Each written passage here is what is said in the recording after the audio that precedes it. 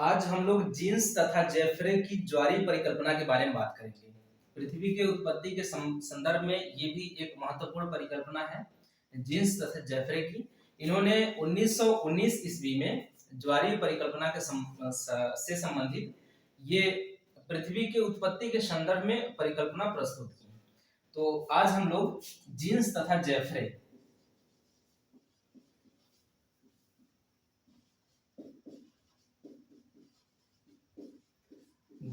की ज्वारीय परिकल्पना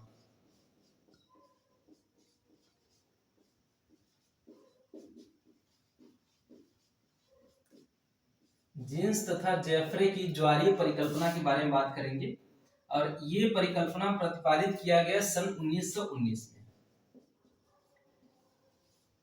पृथ्वी के संदर्भ में पृथ्वी के उत्पत्ति के संबंध में ये परिकल्पना 1919 में प्रतिपादित किया गया जीन्स तथा जेफ्रे द्वारा। तो इन्होंने कहा क्या है? इन्होंने कहा है कि जो सूर्य है, सूर्य अंतरिक्ष में पहले से ही उपस्थित था। सूर्य जो है, सूर्य की उपस्थिति पहले से ही अंतरिक्ष में था और दूर कहीं से एक तारा सूर्य के नजदीक आता है। दूर कहीं से तारा एक सूर्य के नजदीक आता है और ये सूर्य जो ये तारा है दूसरा वाला, इसका जो आकर्षण बल है इस सूर्य पे पड़ता है। इस तारे का जो दूर से कहीं आ रहा है, इस पे इसका आकर्षण बल का प्रभाव इस पे पड़ता है और आकर्षण बल के प्रभाव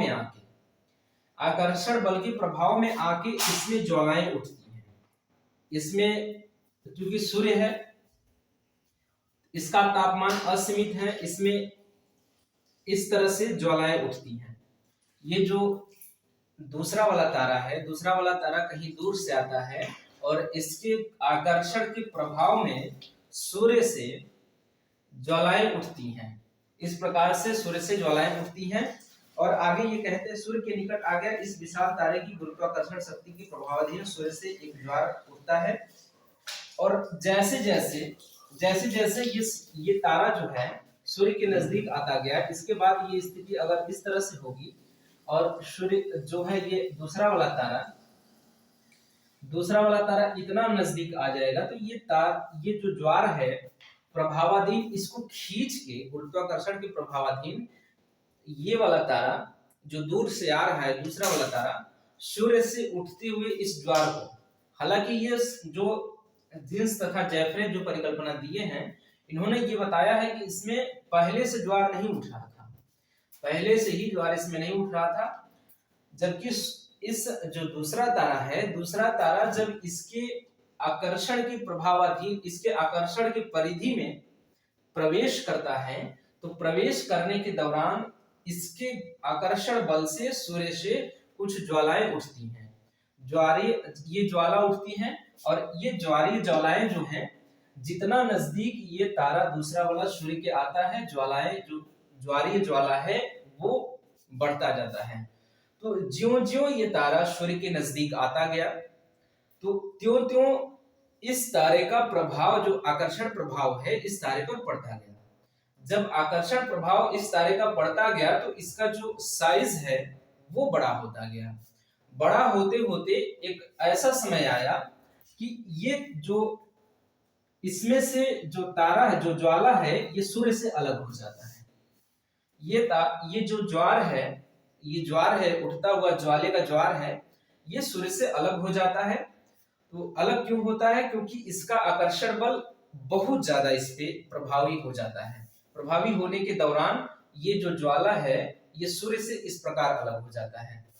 इस प्रकार अलग होने के बाद धीरे धीरे ये जो ज्वाला इसमें से निकला है, ये ज्वाला इस प्रकार से रूप धारण कर लेता है और इसमें जो है इस तरह की गांठें पड़ जाती हैं और ये इसमें से टूट टूट कर अलग अलग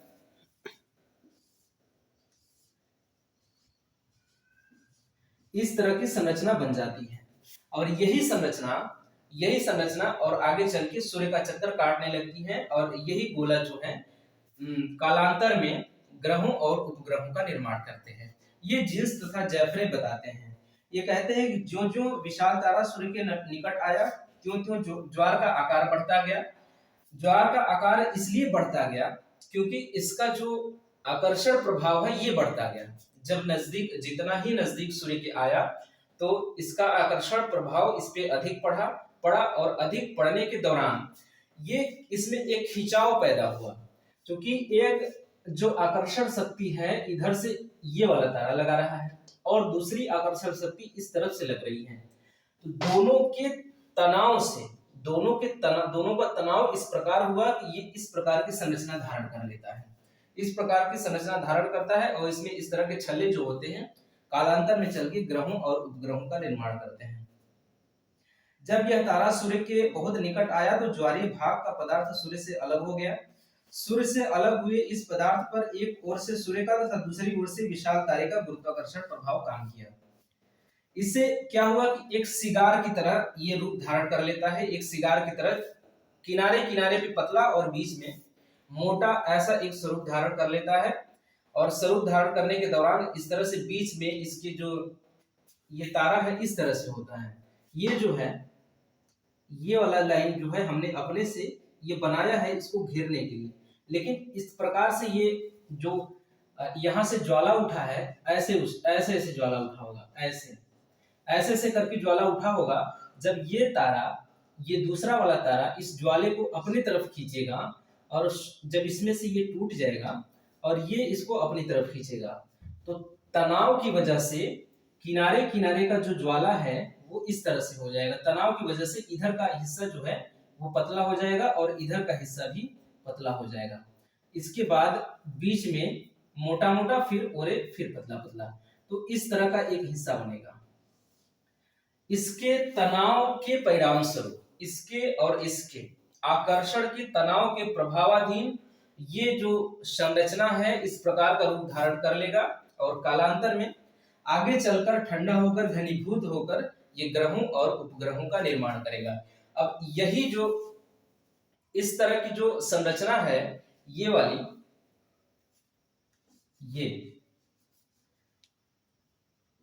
ये सूर्य है, ये वाली संरचना है जो,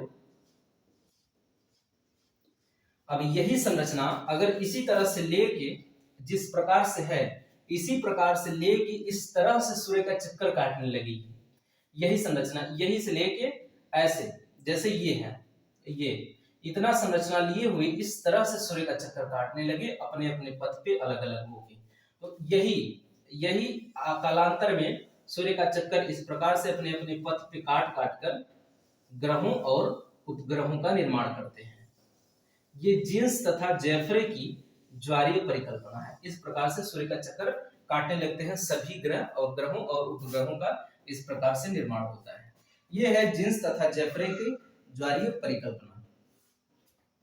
जीन्स तथा जेफरे की ज्वारीय परिकल्पना को हम लोग जितना हमने समझा उतना लिख के उसके बाद एक परिकल्पना के बारे में और बात करेंगे। उसके बाद लास्ट वाला जो हमारा होगा जो सर्वमान्य परिकल्पना है बिग बैंग थ्योरी, उसके बारे में बात करेंगे, महाविस्फोटक सिद्धांत के बारे में, जिसके प्रतिपादक जॉर्ज लेमेंत्री को माना जाता है, जिसका प्रतिपादन जॉर्ज लेमेंत्री ने किया था।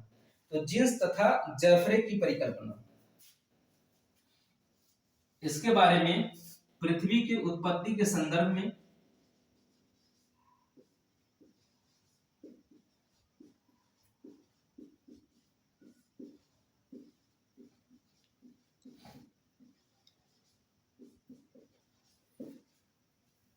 पृथ्वी के उत्पत्ति के संबंध में जीन्स ने सन 1919 में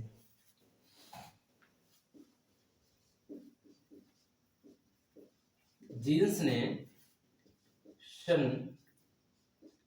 1919 में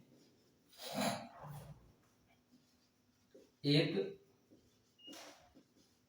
परिकल्पना प्रतिपादित किया।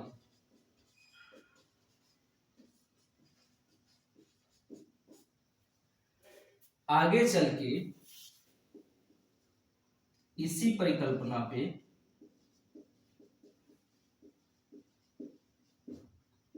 इसी परिकल्पना पर आगे चल के 1926 ईस्वी में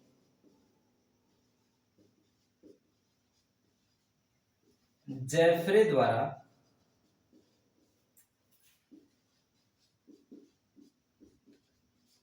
पुनः कार्य किया गया।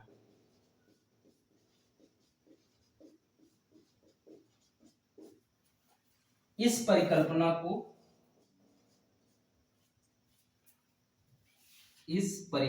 को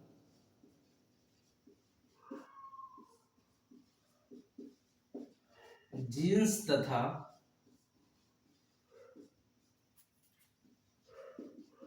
जेफ्रे का ज्वारीय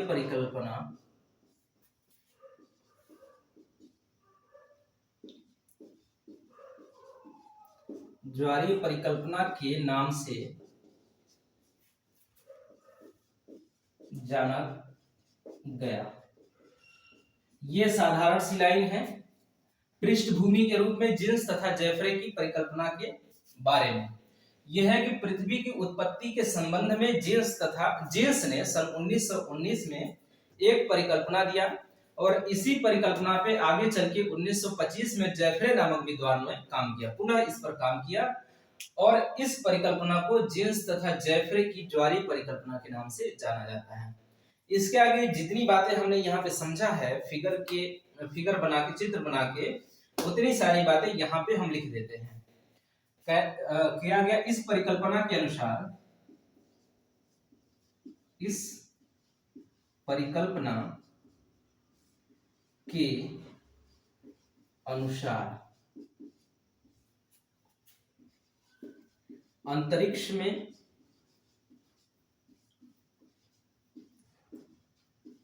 पहले से ही सूर्य उपस्थित था।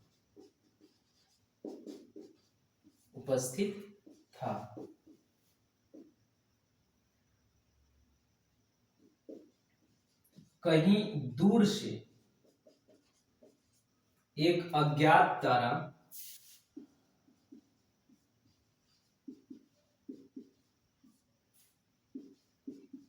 तारा सूर्य के नजदीक आने लगता है। जो सूर्य है, अंतरिक्ष में एक सूर्य पहले से ही मौजूद था और कहीं दूर से एक अज्ञात तारा सूर्य की कक्षा में एंट्री कर जाता है और वो सूर्य के नजदीक आने लगता है। और सूर्य के नजदीक आने के क्रम में क्या होता है कि जो दूसरा तारा है, जब सूर्य के नजदीक आता है तो उसके दूसरे तारे के आकर्षण बल के प्रभाव में सूर्य से ज्वालाएं उठती हैं। वही ज्वालाएं अब इसके आगे जो है नजदीक आने लगता है, जिससे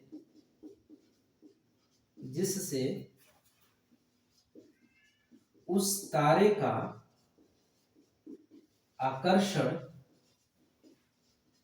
बल सूर्य पर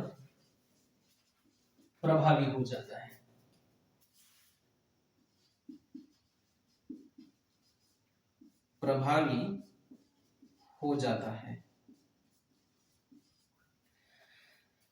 उस तारे का आकर्षण बल सूर्य पर प्रभावी हो जाता है। परिणामतः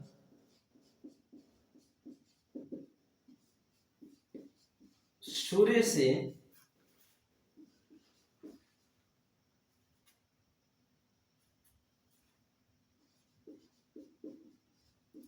सौर ज्वाला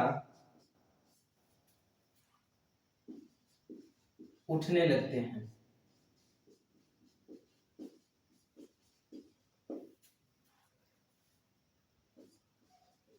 ज्यों-ज्यों दूसरा तारा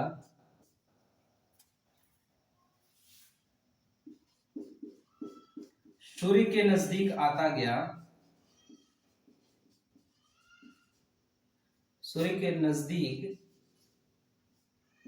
आता गया,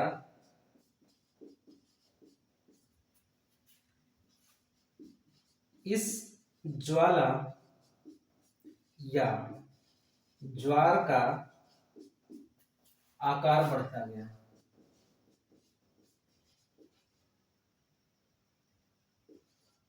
आकार बढ़ता गया।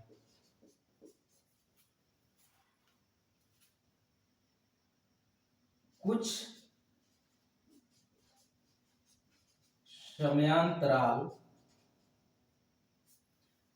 समयांतराल हुआ क्या कि ज्वार का जब आकार बढ़ता गया, ज्यो ज्यो ये दूसरा तारा सूर्य के नजदीक आता गया, इस ज्वाला या ज्वार का आकार बढ़ता गया। कुछ समयांतराल यह ज्वार सूर्य से अलग हो जाता है। सूर्य से अलग हो जाता है। कुछ समय बाद ये जो ज्वार है ये सूर्य से अलग हो जाता है। इसके बाद कुछ समय बाद यह ज्वार सूर्य से अलग हो जाता है और इस ज्वार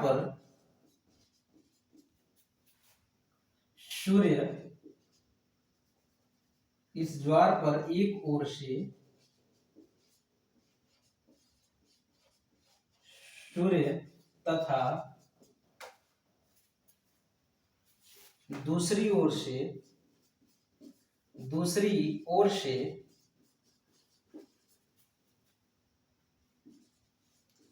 दूसरे तारे का आकर्षण बल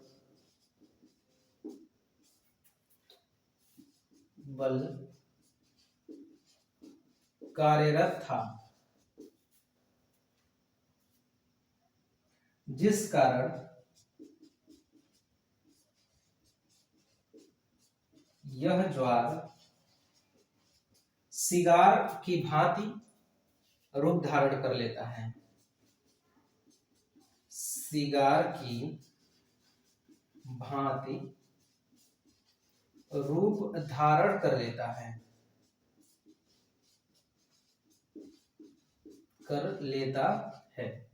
ये सिगार की भांति हो जाता है। इतनी बातें पृथ्वी की उत्पत्ति के संबंध में जीन्स तथा जेफरे जीन्स ने सन 1919 में एक परिकल्पना प्रतिपादित किया।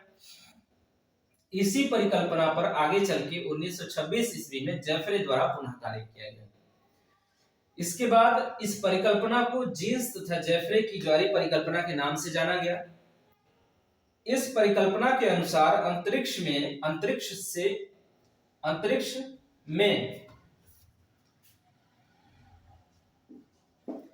अंतरिक्ष में पहले से ही सूर्य उपस्थित था।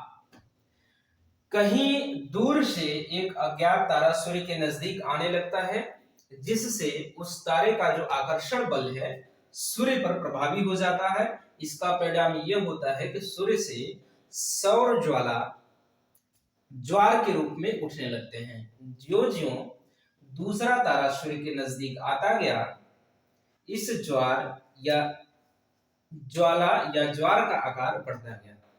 कुछ समय बाद यह ज्वार सूर्य से अलग हो जाता है और इस ज्वार पर एक ओर से सूर्य तथा दूसरी ओर से दूसरे तारे का आकर्षण बल कार्यरत था, जिस कारण यह ज्वार सिगार की भांति रूप धारण कर लेता है। इसके आगे हम लोग लिखते हैं,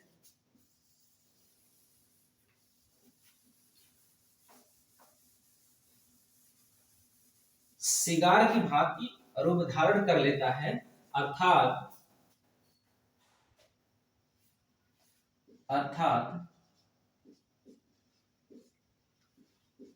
यह ज्वार बीच में मोटा तथा दोनों किनारे पतला हो जाता है। यह एक सिगार का रूप धारण कर लेता है। और सिगार होता कैसा है कि दोनों किनारे मोटा तथा सकरा हो जाता है। तारे के दूर जाने पर तारे की आकर्षण शक्ति कम हो गई और यह ज्वारीय पदार्थ तारे के पीछे अधिक दूरी तक नहीं जा सका।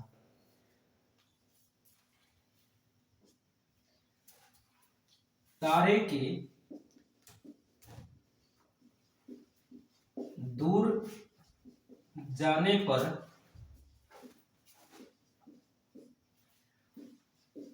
उसकी आकर्षण शक्ति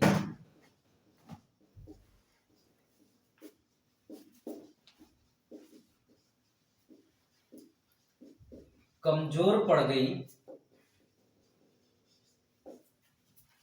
और वह ज्वार तारे के साथ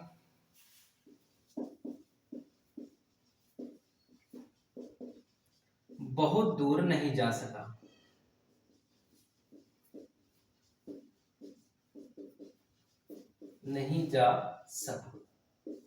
ये इतनी बात। जब दूसरा तारा सूर्य से बहुत दूर चला जाता है तो उस तारे का जो आकर्षण बल काम कर रहा था, बहुत दूर जाने की वजह से आकर्षण बल काम करना बंद कर देता है। और जब उसका आकर्षण बल काम करना कम हो जाता है या बंद हो जाता है, शून्य हो जाता है, तो जो ज्वार था, जो उस तारे का पीछा करता हुआ चला जा रहा था, वो उसका पीछा करना छोड़ देता है। और इस क्रम में सूर्य से दूर होने के कारण यह सूर्य के नजदीक भी नहीं आ सका और आकर्षण बल के अनुसार, जो सूर्य का आकर्षण बल है उसके अनुसार, उसके प्रभावाधीन जो दूर नहीं जा सका और सूर्य से बहुत दूर चला गया था। सूर्य से बहुत दूर जाने के कारण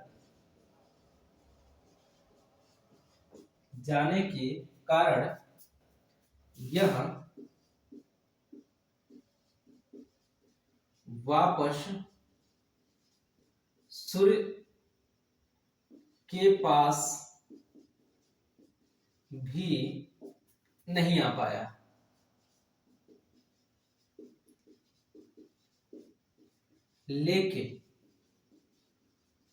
लेकिन हुआ क्या कि सूर्य के आकर्षण बल के प्रभावाधीन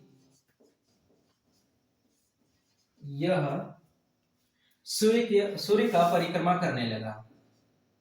यह सूर्य का परिक्रमा करने लगा। अब ये सूर्य का परिक्रमा करने लगा और यही सिगार के अंदर एक पदार्थ तीव्रता से ठंडा हुआ और इसमें कई गांठें बन गई और ये गांठें बाद में ग्रहों एवं उपग्रहों का रूप धारण करते हैं।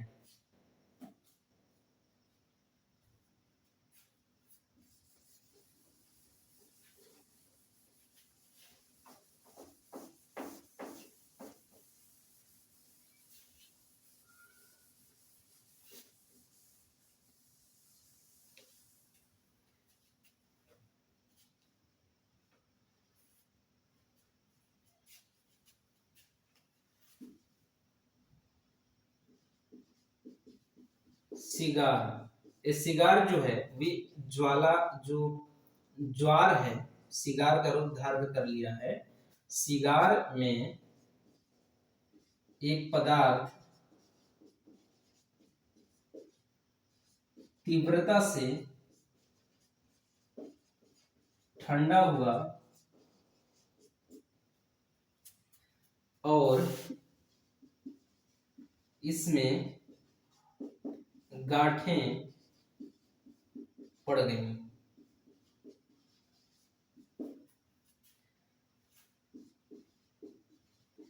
कालांतर में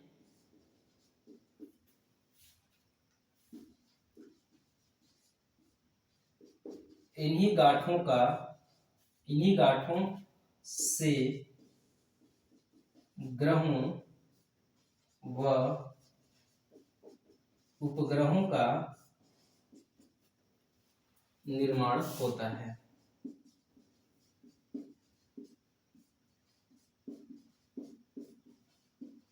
ये है जीन्स तथा जेफ्रे की ज्वारीय परिकल्पना के बारे में। इससे पहले जो हमने परिकल्पना बताई थी चेम्बरलेन तथा मोल्टन की, जो ग्रहाणु परिकल्पना थी, जिसमें सौरमंडल की उत्पत्ति के लिए सूर्य तथा अन्य तारे को जो योगदान माना था, इसमें था कि सूर्य में तापमान अत्यधिक होने के कारण सूर्य के तल से गैस तथा वाष्प की ऊंची ऊंची लपटें उठ रही थी। ये जो चेम्बरलेन तथा मोल्टन की जो ग्रहाणु परिकल्पना थी, उसमें ये बताया गया था कि जो सूर्य है, सूर्य में पहले से ही ज्वालाएं उठ रही थी, सूर्य में पहले से ही ज्वालाएं उठ रही थी, जबकि जीन्स तथा जेफ्रे कह रहे हैं कि जो अगला तारा आया है, जो दूसरा तारा आया है कहीं दूर से, उसके आकर्षण के प्रभाव से इसमें ज्वालाएं उठने लगती हैं। और उसके बाद की सारी प्रक्रियाएं हैं वही सेम है जो चेम्बरलेन तथा मोल्टन की ग्रहाणु परिकल्पना थी, तो ये जो जीन्स तथा जेफ्रे की ज्वारीय परिकल्पना है। बस फर्क इतना है, अंतर जो है वो मूल अंतर ये है कि उन्होंने जो मोल्टन जो है उनके परिकल्पना में क्या था कि जो सूर्य है, सूर्य में पहले से ही ज्वालाएं उठ रही थी, सूर्य जो है सूर्य में पहले से ही ज्वालाएं उठ रही थी, गैसों की ज्वालाएं उठ रही थी, और दूसरा तारा आया और उस ज्वालाओं को अपनी तरफ खींच ले गया।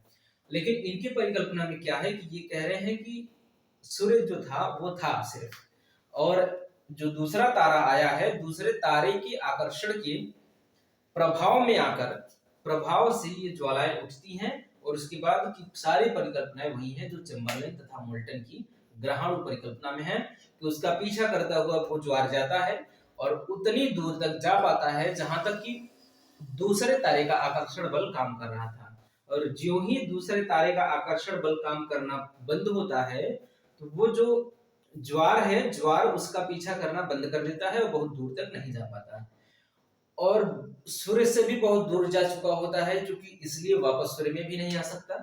लेकिन उतना तो सूर्य का आकर्षण बल वहां पर काम कर रहा था, तो उसी जो सूर्य का आकर्षण बल वहां पे काम कर रहा था, उसी आकर्षण बल के प्रभावाधीन ये जो सिगार जैसी जो संरचना बनी है, ये सूर्य का चक्कर काटने लगता है।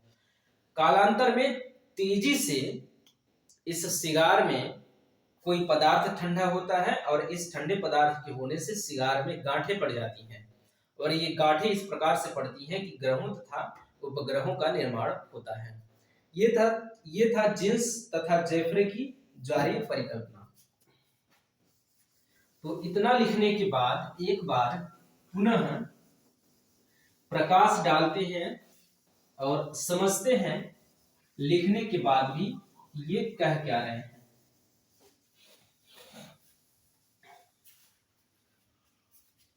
ये कहते हैं कि जो सूर्य है, ये सूर्य अंतरिक्ष में मौजूद है, ये सूर्य है मौजूद है अंतरिक्ष में, ये असीमित तापमान वाला एक गोला है, और कहीं दूर से ये अपने पथ पे चक्कर काट रहा है, और कहीं दूर से एक तारा जो है अपना पथ जो है भूल जाता है, और भूलने के दौरान सूर्य के नजदीक आने लगता है।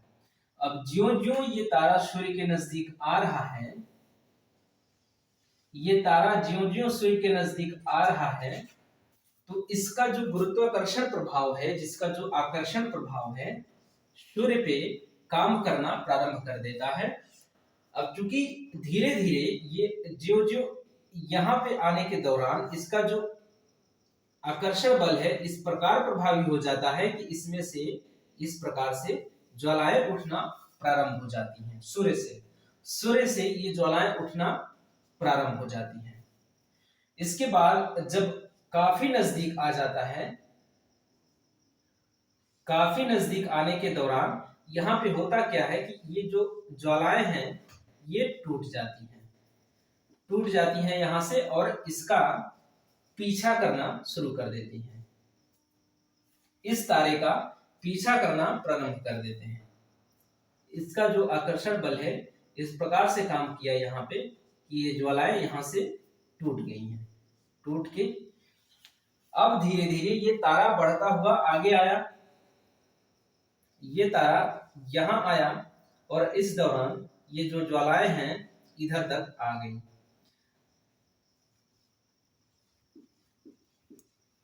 ये ज्वालाएं इसका पीछा करता हुआ चली आ रही हैं, लेकिन अब एक बात देखने की ये है कि इसका जो आकर्षण बल इस पे काम कर रहा है और इधर से इसका भी आकर्षण बल इस पे कार्य कर रहा है।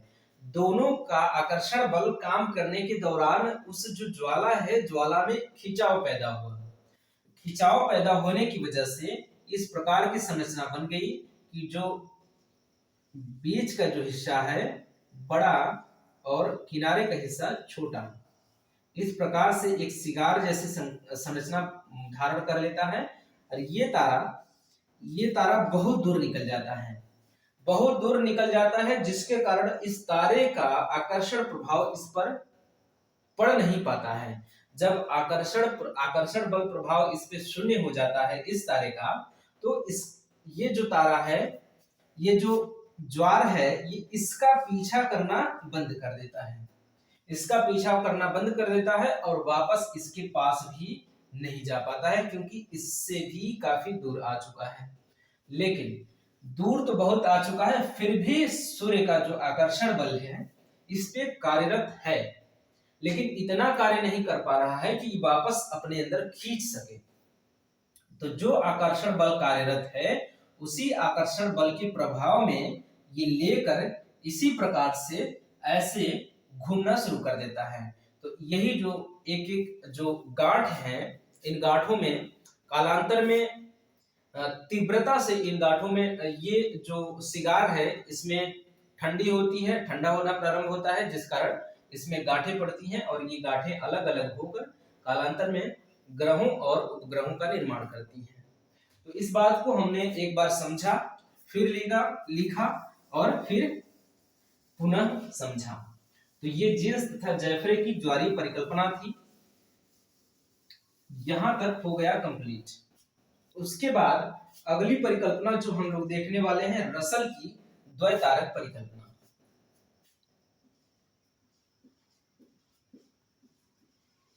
रसल की द्वैतारक परिकल्पना। अब इसके बारे में हम लोग बात करेंगे। अब द्वैतारक का अर्थ होता है दो तारा। अब इस परिकल्पना में जो बातें होंगी वो दो तारा को केंद्र में रख के इसमें जो बातें होंगी। तो इसके बारे में रसल ने विचार व्यक्त किया और सूर्य अकेला नहीं था, बल्कि इसके निकट एक साथी तारा था। ये अब रसल की परिकल्पना को भी वैसे ही समझ लेते हैं जैसे जीन्स तथा जेफ्रे की परिकल्पना को हमने समझा था। उसके बाद फिर रसल की परिकल्पना को भी हम लोग उसी प्रकार से लिख लेंगे। ये कहते हैं कि जो सूर्य है, सूर्य ब्रह्मांड में अकेला नहीं था। सूर्य जो है वो ब्रह्मांड में अकेला नहीं था। ये सूर्य है, सूर्य जो है ब्रह्मांड में अकेला नहीं था, इसका एक साथी तारा भी सूर्य ब्रह्मांड में मौजूद था। ये दोनों किसी बिंदु का, जो किसी केंद्र का चक्कर काट रहे थे अपने अपने पथ पर। ये कहते हैं कि जो ये मान लेते हैं कि ये केंद्र था, प्रारंभ में सूर्य अकेला नहीं था। सूर्य जो है वो अकेला नहीं था, इसका एक साथी तारा भी था, एक और साथी तारा भी था जो एक केंद्र का चक्कर काट रहा था।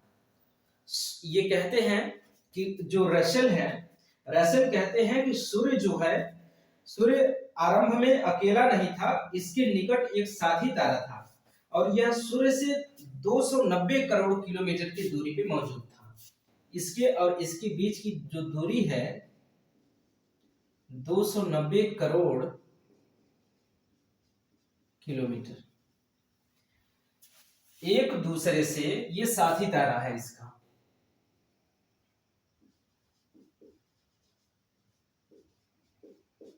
साथी तारा तो जो रसेल हैं, रसेल कहते हैं कि आरंभ में सूर्य अकेला नहीं था, सूर्य अकेला नहीं था, इसके साथी तारा एक साथ में एक तारा भी था जो किसी केंद्र का चक्कर काट रहा था, और जो दूसरा साथी तारा था वो 290 करोड़ किलोमीटर इस सूर्य से था, और दोनों मिलके ये अपने पथ पे इसी किसी केंद्र का चक्कर काट रहे थे।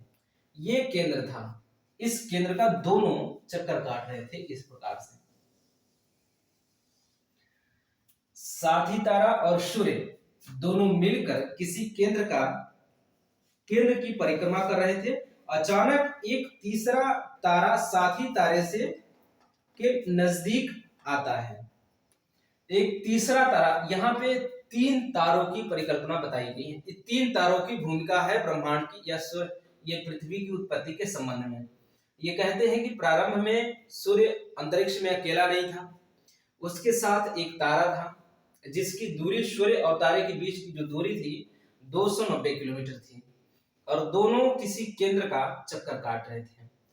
इसी दौरान कहीं दूर से एक तीसरा तारा साथी तारे के नजदीक आता है, और 45 से 65 लाख किलोमीटर की दूर पे यह तीसरा साथी तारा उत्पन्न होता है। 45 से 65 लाख किलोमीटर दूर पे तीसरा तारा कहीं से आ टपकता है।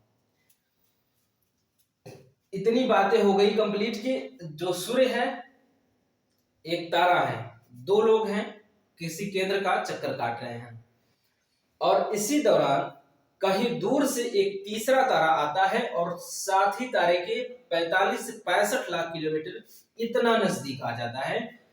अब चूंकि इसका प्रभाव जो है, तीसरे तारे का प्रभाव है साथी तारे पे पड़ेगा, लेकिन सूर्य पे इसका प्रभाव नहीं पड़ेगा बहुत दूर हो जाने के कारण।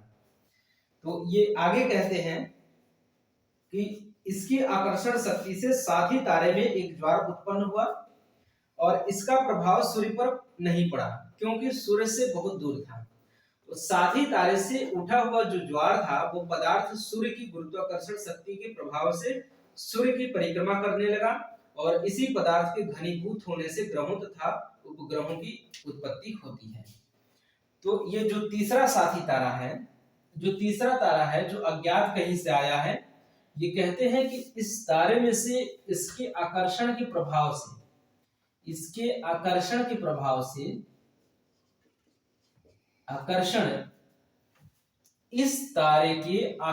के प्रभाव से साथी तारे में ज्वार उत्पन्न हुआ। साथी तारे में ज्वार उत्पन्न होता है। अब ये जो ज्वार है, अब इस तारे का प्रभाव जो है कि सूर्य पे नहीं पड़ पा रहा है, इस तारे का जो आकर्षण प्रभाव है सूर्य पे नहीं पड़ेगा। ये कहते हैं, ये रसेल कहते हैं कि जो तीसरा तारा आया है, तीसरे तारे का आकर्षण जो प्रभाव है ये सूर्य पे नहीं पड़ा, क्योंकि सूर्य जो है बहुत नजदीक था, बीच में उसका साथी तारा था सूर्य का। अब इसका जो प्रभाव है, तीसरे तारे का आकर्षण प्रभाव जो है साथी तारे पे पड़ता है, और इस साथी तारे में से जो है ज्वार उत्पन्न होता है। ये ज्वार अलग होता है, और यही ज्वार ऐसे तारा लेके जाता। अब यही ज्वार आगे चल के इस प्रकार से आके यहां से हटके अब यहां आएंगे, कुछ समय बाद यहां से हटके यहां आएंगे। अब जो ही यहां आते हैं, ये जब सूर्य का आकर्षण बल इस पे काम करने लगता है, और ये जो तारा है, इतना जो ज्वार है, ये इसका चक्कर काटने लगेंगे, ये सूर्य का चक्कर काटने लगेंगे। इसको फिर से मिटा के एक बार और देखते हैं।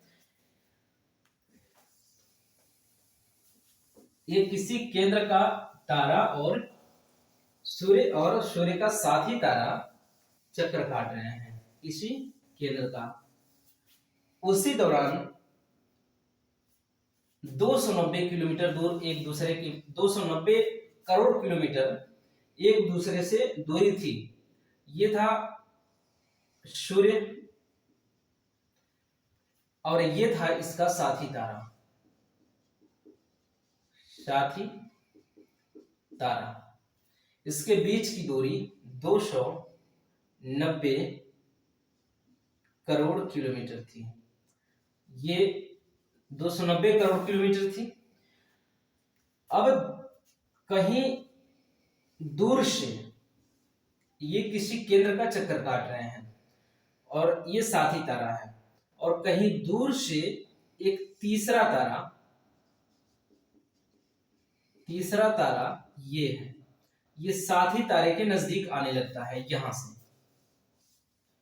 यहां आया। अब यहां से उत्पन्न हुआ। अब यही कक्षा पकड़ के इस प्रकार से ये दूसरे साथी तारे के नजदीक आएगा। यहां पे है, क्योंकि काफी दूर है, तो इस साथी तारे, इसका जो तीसरा तारा है, इसके आकर्षण बल का प्रभाव इस पे अभी नहीं पड़ पा रहा है। अब ये यहां से आगे बढ़ते हुए आ गया यहां पे आया, तो हल्का हल्का साथी तारे पे इसके आकर्षण बल का प्रभाव पड़ता है। उसके बाद अब यहाँ पे आता है ये तारा घूमते घूमते। जब यहाँ पे आया तो इसमें से ज्वालाएं उठने लगी, इसके आकर्षण बल के प्रभावाधीन। इसके आकर्षण बल के परिणाम स्वरूप साथी तारे में से ज्वालाएं उठने लगी। यहीं पे रशियल कहते हैं, जो ये तारा है तीसरा तारा, इसका प्रभाव सूर्य पे बिल्कुल भी नहीं पड़ा, क्योंकि ये जो सूर्य से इसकी दूरी थी वो काफी दूरी थी, ये बहुत दूर था। क्योंकि इतनी दूरी पे होने के बाद इस तारे का प्रभाव सूर्य पे नहीं पड़ा था, तो इससे भी दूर ये तारा है, तो इसका प्रभाव तो वैसे भी नहीं पड़ेगा। एक बार और, कि जो ये तारा है, जो ये सूर्य है, सूर्य के पास ये 290 करोड़ किलोमीटर दूर स्थित है।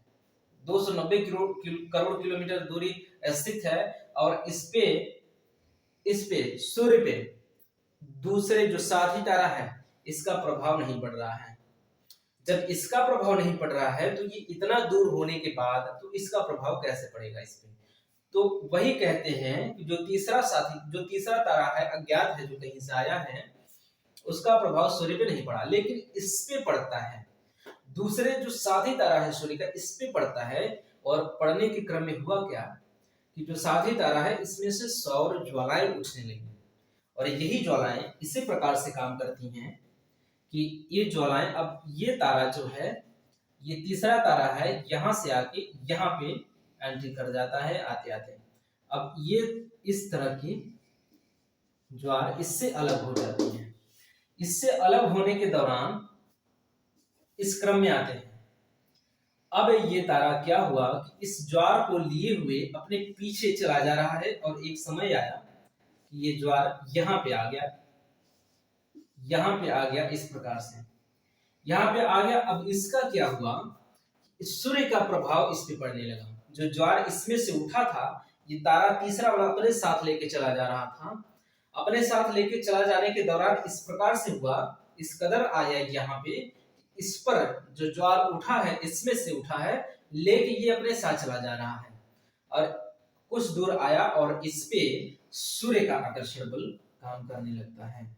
और इसी आकर्षण बल के प्रभाव में आकर ये जो ज्वालाएं हैं, ये ज्वालाएं सूर्य का चक्कर काटना शुरू कर देती हैं, और कालांतर में घनीभूत होके, ठंडा होके ग्रहों और उपग्रहों का निर्माण करती हैं। ये कहते हैं रशल।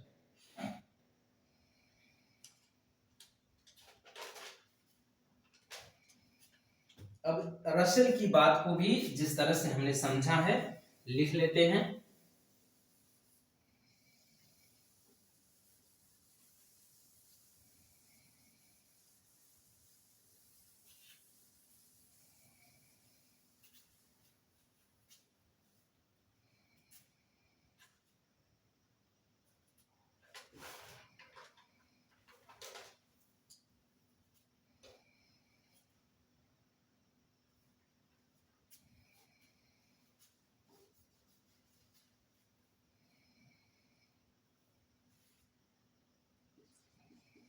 पृथ्वी के उत्पत्ति के संबंध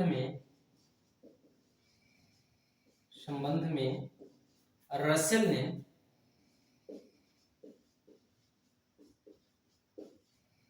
एक परिकल्पना प्रतिपादित किया, एक सिद्धांत प्रतिपादित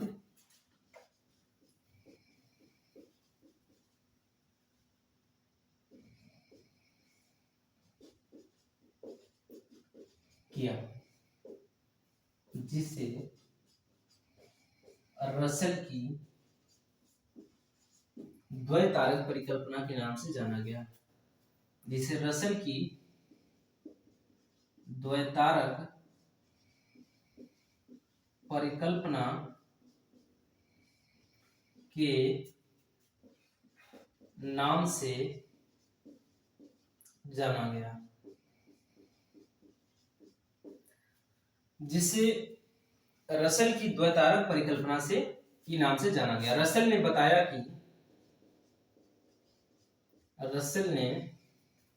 बताया कि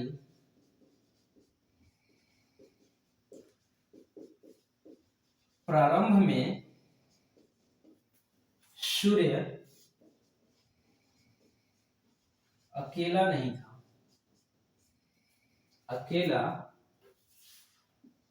नहीं था, बल्कि इसका एक साथी तारा भी था और ये दोनों किसी केंद्र का चक्कर काट रहे थे, किसी केंद्र का चक्कर काट रहे थे। ये दोनों किसी केंद्र का चक्कर काट रहे थे। कालांतर में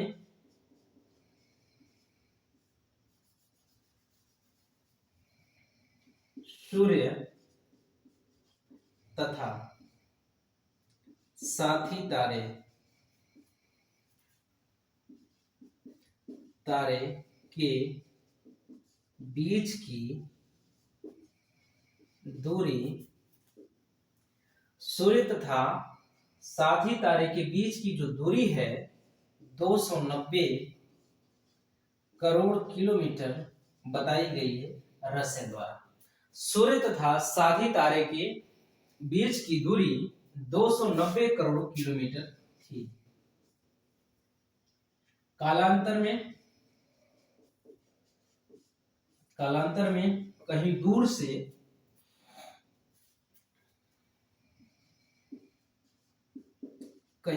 से एक तीसरा तारा साथी तारा के 45 से 65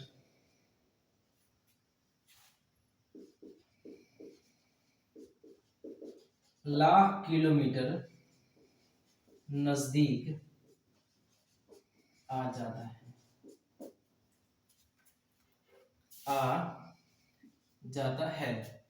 तीसरा तारा साथी तारे के 45 से 65 लाख किलोमीटर नजदीक आ जाता है।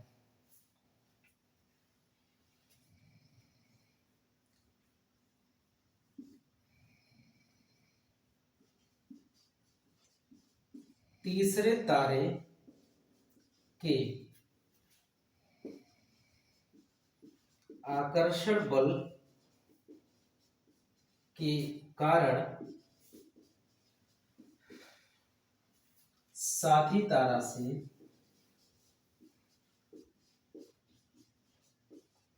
ज्वार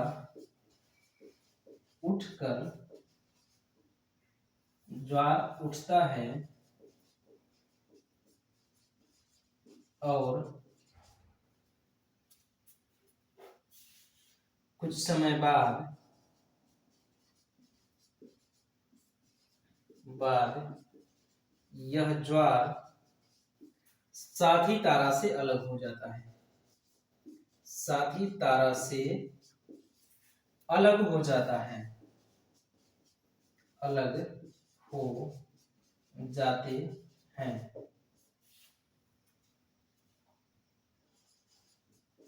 और इन अलग हुए ज्वारों पर सूर्य का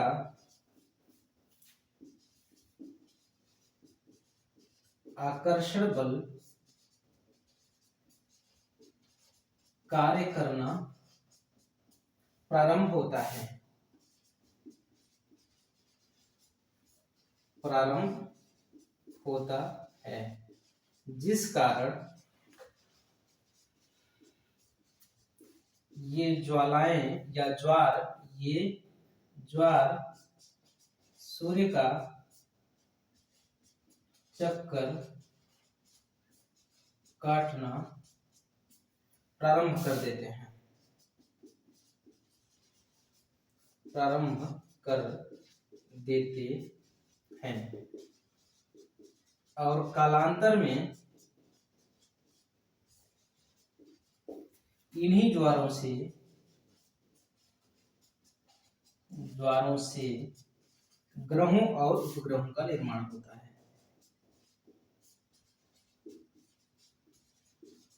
उपग्रहों का निर्माण होता है।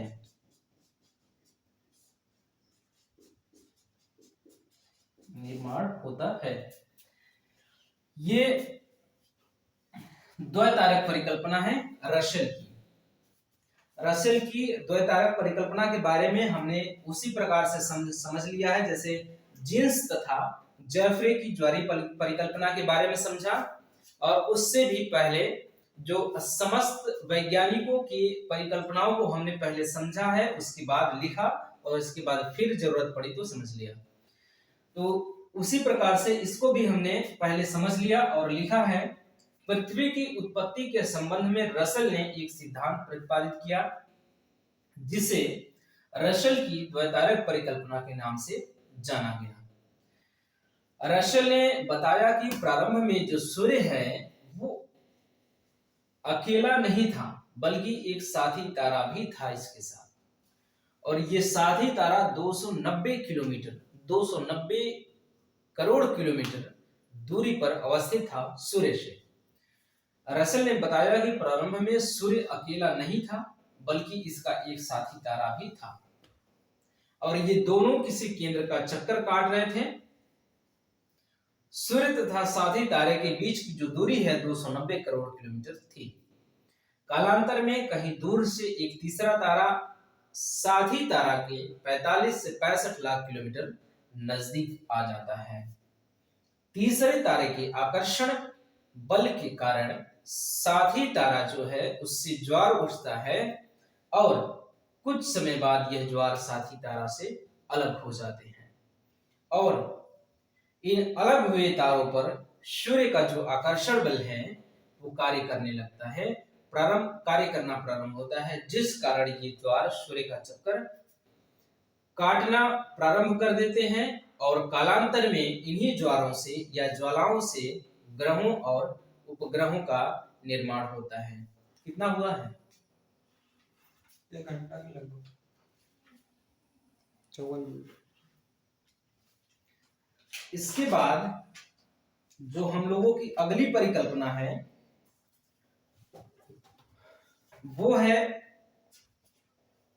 हम लोग और सब परिकल्पनाओं को पढ़ लिया है, और बाकी सब जो परिकल्पनाएं हैं वो कुछ ज्यादा महत्वपूर्ण नहीं है। जो रासजन के विखंडन का सिद्धांत है, और रसेल की द्वैतारक परिकल्पना को हमने पढ़ लिया, चैम्बरलिन की ग्रहाणु परिकल्पना को हमने पढ़ लिया, जेन्स तथा जेफ्रे की पढ़ ली, रसेल की पढ़ ली। रासजन का विखंडन का जो सिद्धांत है ये उतना महत्वपूर्ण नहीं है। तो बस इतना जानना जरूरी है कि जो विखंडन का सिद्धांत है वो किसने दिया।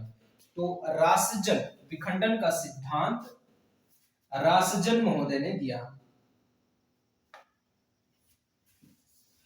और बाकी सभी जो सिद्धांत हैं इनके अलावा, इतने सिद्धांत इसलिए महत्वपूर्ण हैं कि बाकी जो वैज्ञानिक हैं जितने भी सिद्धांत दिए हैं सभी सिद्धांत एक दूसरे से उसके बाद फिर मिलते जुलते हैं।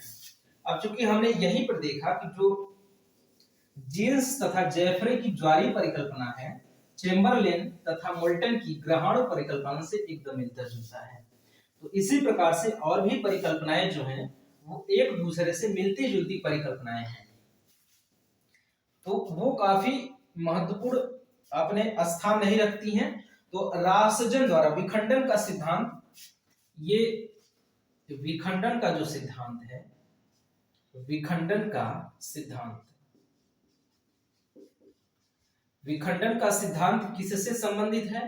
तो पृथ्वी की उत्पत्ति संबंधित है। ये पृथ्वी की उत्पत्ति संबंधित सिद्धांत है।